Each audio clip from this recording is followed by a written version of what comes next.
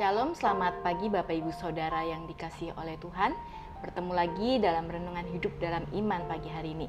Hari ini kita akan bersama membaca dan merenungkan kebenaran firman Tuhan yang diambil dari Kejadian pasal yang ke-26 ayat yang ke-12 sampai yang ke-22. Kejadian 26 ayat 12 sampai ayat yang ke-22. Saya akan bacakan bagi setiap kita firman Tuhan.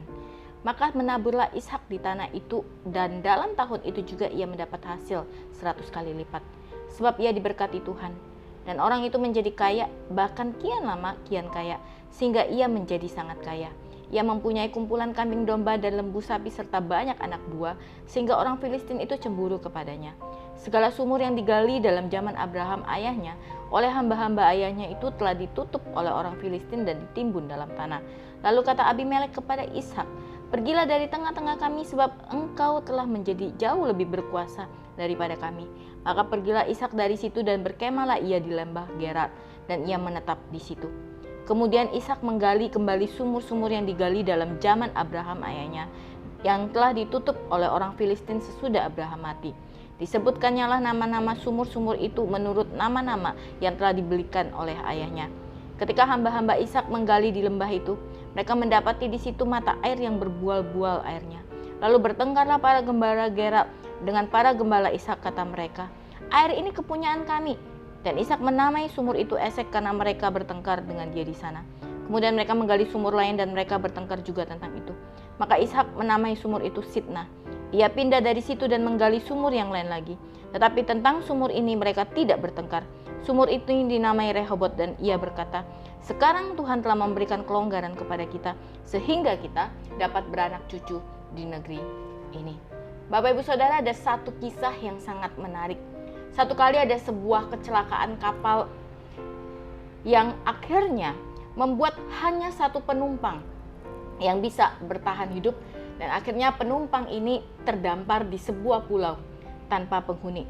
Dia mencoba untuk berteriak, melompat-lompat, melambaikan tangan untuk meminta pertolongan dan berharap ada pertolongan yang diberikan kepadanya. Namun ternyata apa yang dilakukannya, apa yang dikerjakannya sia-sia. Tidak ada seorang pun yang mendengar teriakannya, tidak ada seorang pun yang melihat lambaian tangannya, tidak ada seorang pun yang melihat ketika dia melompat-lompat. Tapi ini tidak membuat dia menjadi putus asa dan patah semangat. Dia terus berjuang untuk tetap bertahan hidup. Dia yakin dan percaya satu kali dia pasti akan selamat. Bapak Ibu Saudara, hari demi hari dia membiasakan dirinya mencoba untuk bertahan hidup. Makan dari apa yang dia petik, makan dari apa yang dia tangkap. Dan kemudian dengan perlahan dia mencoba untuk membangun sebuah pondok kecil, tempat di mana dia bisa beristirahat. Satu kali ketika panas yang begitu menyengat menyerang, akhirnya menimbulkan api. Dan tanpa sadar, pondok kecil yang dibangun oleh orang ini habis terbakar. Dia menangis, meratapi pondoknya, dia meratapi apa yang sudah dikerjakannya. Dan ternyata di tengah-tengah dia sedang menangis, meratap dan terisak, ada sebuah helikopter mendekat. Dan dia baru tahu ternyata api yang terbakar itu menjadi satu tanda bagi regu atau tim penolong untuk melihat bahwa itu menjadi satu tanda bahaya dan segera datang menolong pemuda ini. Bapak Ibu Saudara, ternyata ada hal yang baik di tengah-tengah musibah yang terjadi. Meskipun pada awalnya belum terlihat, meskipun pada awalnya belum bisa dirasakan, ada hal yang baik terjadi sesudahnya. Penilaian di awal tidak bisa kita duga. Dan pada akhirnya menjadi satu hal yang indah, menjadi satu hal yang baik bahwa ternyata pemuda ini selamat. Bapak Ibu Saudara, kalau kita melihat di dalam bagian pasal yang ke-26 yang kita baca, maka ketika kita melihat dari pasal yang pertama sampai pasal yang ke-34, ada satu kisah yang sangat menarik dari hidup seorang yang bernama Ishak. Mari kita lihat sejenak apa yang terjadi di dalam hidupnya. Dikatakan sebelumnya Ishak dan keluarganya itu tinggal di dekat sumur Lahai Roi di tanah Negeb. Karena terjadi bencana kelaparan, Akhirnya Ishak dan seluruh keluarganya mereka pindah ke satu tempat yang bernama Gerar. Mereka meminta izin kepada Abimelek, raja orang Filistin yang tinggal di sana, dan Ishak dan keluarganya diberikan izin untuk tinggal di sana. Tapi dalam masa-masa mereka selama tinggal di sana, dikatakan Tuhan begitu memberkati Ishak, maka hasil panen mereka itu berlimpah. Hasil tanaman mereka itu begitu berlimpah. Dan kalau kita baca dalam bagian tadi, Raja Abimelek pada akhirnya memutuskan untuk mengusir Ishak. Karena apa? Karena mereka takut. Kalau dengan bertambah banyaknya hasil yang dimiliki oleh Ishak, itu membuat Ishak pada akhirnya akan menjadi penguasa di tempat itu.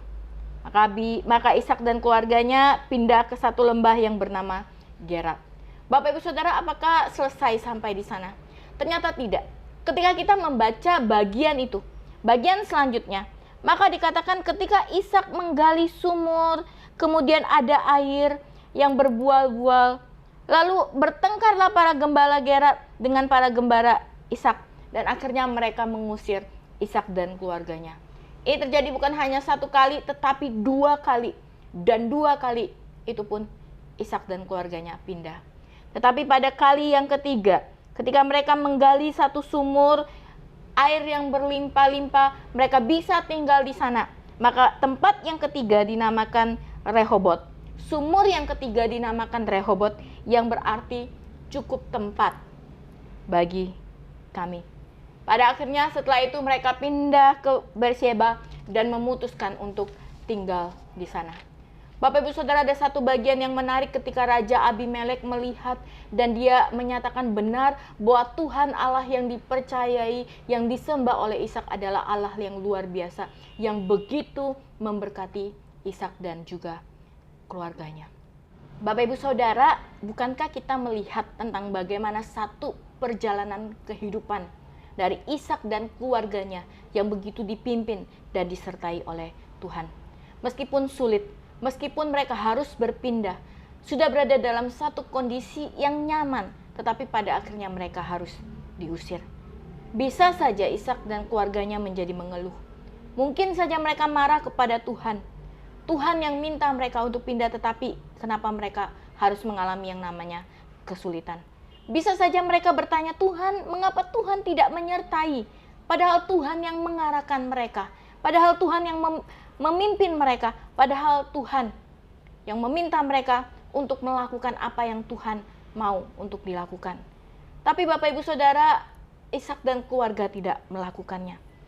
Ishak memegang janji Tuhan dan percaya kepada Tuhan dengan sepenuh hatinya. Ishak percaya dan meyakini tentang bagaimana penyertaan Tuhan itu akan ada dan berlaku di dalam kehidupannya. Kalau kita baca dari pasal yang sama di pasal yang ke-26, ayat yang kedua sampai ayat yang ke-6. Janji-janji yang Tuhan berikan, pemeliharaan yang Tuhan berikan, inilah yang menjadi satu pegangan yang selalu diyakini dan dipercayai oleh Ishak. Penyertaan Tuhan, pemeliharaan Tuhan tidak akan pernah meninggalkan kehidupannya sekalipun dia mengalami kesulitan dan tantangan. Maka Bapak Ibu Saudara, ini yang jadi kekuatan baginya, bagi Ishak untuk menjalani hidup. Karena Ishak tahu siapa yang menyertai dia. Inilah yang membuat Ishak tidak gentar. Karena apa? Karena Ishak tahu Tuhan menyediakan yang terbaik baginya. Ishak tahu dengan jelas bahwa Tuhan yang menyertai langkah kehidupannya. Maka situasi yang dia hadapi tidak membuatnya undur, tidak membuatnya gentar, tetapi justru membuatnya tetap berani melangkah karena dia tahu dia punya Tuhan yang memimpin dan menyertainya. Maka Bapak Ibu Saudara, ini juga menjadi satu ingatan bagi setiap kita.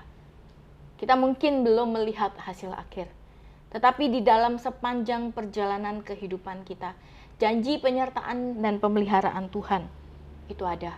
Maka kehidupan yang terus berpegang kepada janji dan pemeliharaan dari Tuhan itu seharusnya memberanikan kita, membuat kita menjadi orang-orang berani.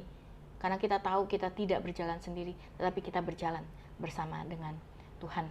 Maka Bapak, Ibu, Saudara, ketika situasi tidak sesuai dengan harapan, tetaplah yakin dan tetaplah berpegang kepada janji pemeliharaan Tuhan. Ketika situasi tidak sesuai dengan harapan, tetaplah yakin dan tetaplah berpegang kepada janji pemeliharaan yang daripada Tuhan. Mari kita berdoa.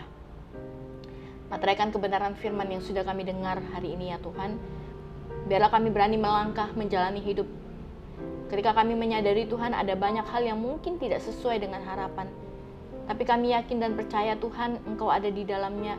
Engkau menyertai kami, Engkau memimpin langkah hidup kami. Maka Tuhan, kami berani melangkah, kami berani untuk menjalani hidup. Karena kami tidak sendiri, ada Tuhan yang bersama-sama dengan kami. Materaikan Tuhan kebenaran firman-Mu, dan biarlah firman-Mu boleh menjadi pedoman di dalam kehidupan kami. Terima kasih Tuhan hari ini, sepanjang hari ini, setiap tugas kami, setiap hal yang harus kami lakukan dan kerjakan, Tuhan yang boleh memimpin dan Tuhan yang boleh menyertai. Di dalam nama Tuhan Yesus kami sudah berdoa dan kami sudah mengucapkan syukur kami. Amin. Tuhan Yesus memberkati setiap kita.